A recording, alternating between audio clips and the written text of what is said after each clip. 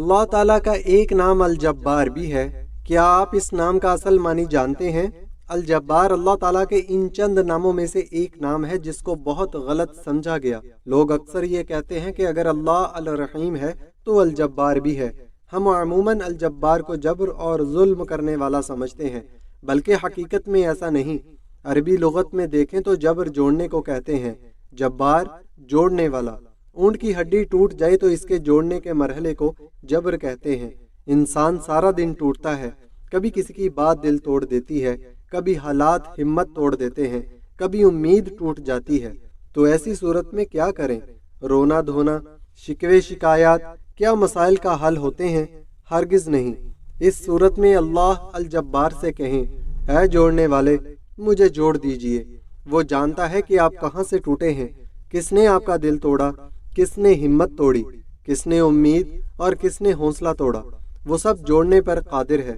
اس لیے ہی تو دو سجدوں کے درمیان ہم دعا کرتے ہیں کہ اللہم اغفر لی وارحمنی وعافنی ورزقنی وجبرنی۔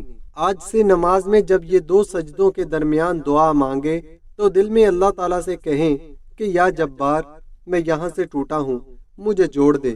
اللہ تعالیٰ الجبار اپنے بندے کو آہستہ آہستہ جوڑتے ہیں، اور یہ ٹوٹ کے جڑنے کا عمل بہت شدید ہوتا ہے۔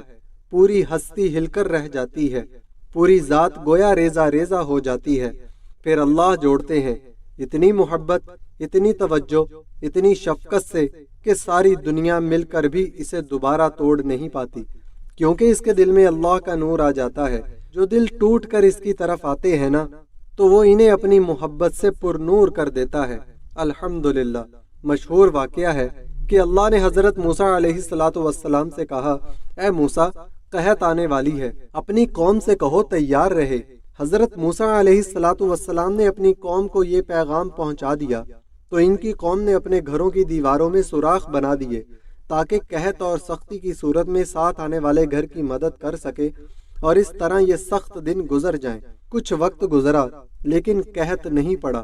حضرت موسیٰ علیہ السلام نے اللہ تعالیٰ سے وجہ پوچھی تو جواب ملا کہ تمہاری قوم نے آپس میں ایک دوسرے پر رحم کیا، تو میں کیوں نہ ان پر رحم کروں، اس لیے قحط نازل نہیں کیا۔